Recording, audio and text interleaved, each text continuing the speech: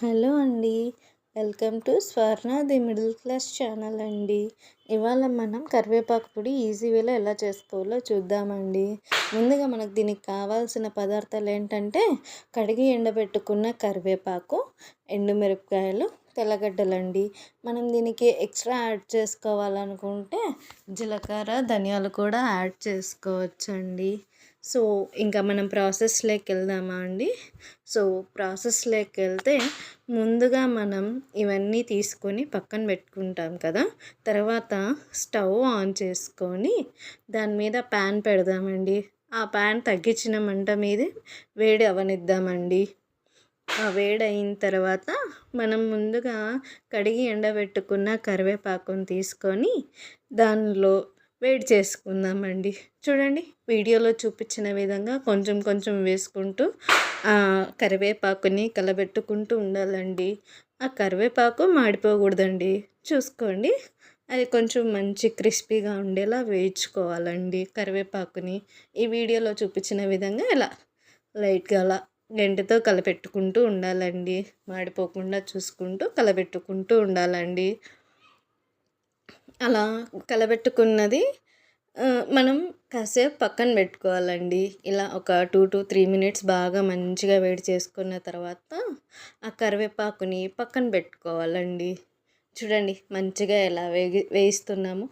ఈ ప్రాసెస్ని అంతా మీరు లాస్ట్ వరకు చూస్తేనే మంచిగా మీరు కూడా చేసుకోగలరు, ఎలాంటి డౌట్స్ లేకుండా. చూడండి, ఇలా పక్కన పెట్టేసుకున్నామండి వేయించుకునింది. సో ఇప్పుడు మళ్ళీ అదే ప్యాన్లో కొంచెం ఒక స్పూన్ ఆయిల్ వేసుకొని ఎండుమిరపకాయలు వేసుకోవాలండి. చూడండి, ఈ వీడియోలో చూపిస్తున్న విధంగా అలా ఆయిల్ వేసుకున్నాం కదా. ఇప్పుడు కొంచెం మనం ముందు తీసి పెట్టుకున్న ఎండుమిరపకాయలు వేసుకుందామండి. చూడండి, వీడియోలో ఇలా వేసుకొని వీటిని కూడా మనం కలబెట్టుకుంటూ ఉండాలండి. మాడిపోకూడదండి, ఎండుమిరపకాయలు కూడా మాడిపోకూడదండి. చూసుకోండి, అవి మాడిపోతే ఇంక అసలు టేస్ట్ ఏమి ఉండదండి.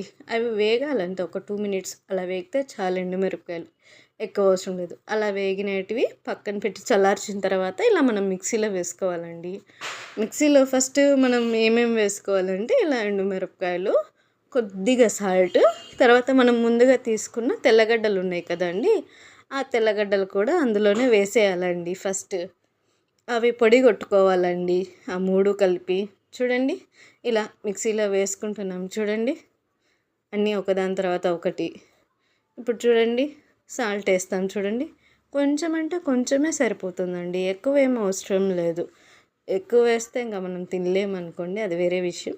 కొద్దిగా అయితే సరిపోతుంది. ఇదిగోండి, చెప్పాను కదా ఇందాకే తెల్లగడ్డలు వేసుకోవాలని, తీసి పెట్టుకున్నట్టువి అవి వేసుకుంటున్నాం. చూడండి, ఇలా వేసుకున్న తర్వాత వాటిని పొడి కొట్టాక అందులోనే మనం కరివేపాకును కూడా వేసుకొని పొడి కొట్టేసుకుంటామండి. అంతే, అక్కడికి కరివేపాకు పొడి అక్కడికి అయిపోతుంది. ఈలోపు మనం మంచిగా ఒక గిన్నెలోకి నెయ్యి తీసుకొని దాన్ని వేడి చేసి పెట్టుకుందామండి పక్కన. చూడండి, ఇప్పుడు మనం మిక్సీ వేసేసుకున్నాం కదా, దాన్ని పక్కకు పెట్టుకుందామండి. చూడండి, ఎంత బాగా చక్కగా వచ్చేసిందో. అలాగే మనం ఇంతకుముందు తీసుకున్న నెయ్యిని కూడా వేడి చేసి పక్కన పెట్టేసుకున్నామండి. ఇప్పుడు పొడి నెయ్యి వేడివేడి అన్నంలోకి వేసుకొని ఒక 2 tablespoons నెయ్యి వేసుకొని అలాగ కలిపి తింటే ఆహా, ఎంత బాగుంటుందో. అసలు కరివేపాకు పొడి నెయ్యి అన్నం బెస్ట్ ఎవర్ కాంబో అండి. ఎంత బాగుంటుందో కదా. మీకు కూడా ఇష్టమైన కరివేపాకు రైస్ మీకు కూడా నచ్చితే చెప్పండి, చూద్దాం ఎంతమందికి ఇష్టమో ఈ కరివేపాకు రైస్. ఇలా కరివేపాకును వేసుకొని వీడియోలో చూపించిన విధంగా నిదానంగా కలుపుకుంటూ వేడి వేడి అన్నంలో అలా ముద్దలు తీసుకొని తింటుంటే అబ్బా, ఇక చాలండి. ఈ జన్మకి హ్యాపీగా అనిపిస్తుంది. ఒక పూట భోజనం హ్యాపీగా చేసేయచ్చు. ఇలా రోజు మనం నెయ్యి కరివేపాకు పొడితో ఇలా అన్నంలో కలుపుకొని తినడం వల్ల మన హెల్త్కి కూడా మంచిదండి. కరివేపాకు రోజు తినడం వల్ల మనకి కంటి చూపు కూడా బాగా పెరుగుతుందండి. దీనివల్ల చాలా యూజెస్ ఉన్నాయండి మనకి. సో మనం ఇంతకు ముందు కూడా కరివేపాకు గురించి ఒక వీడియో చేసి పెట్టామండి మన ఛానల్లో.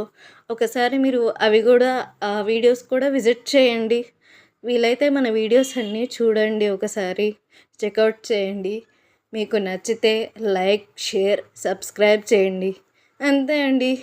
ఇవాల్టికి ఇదండి వీడియో. ఓకే. బాయ్.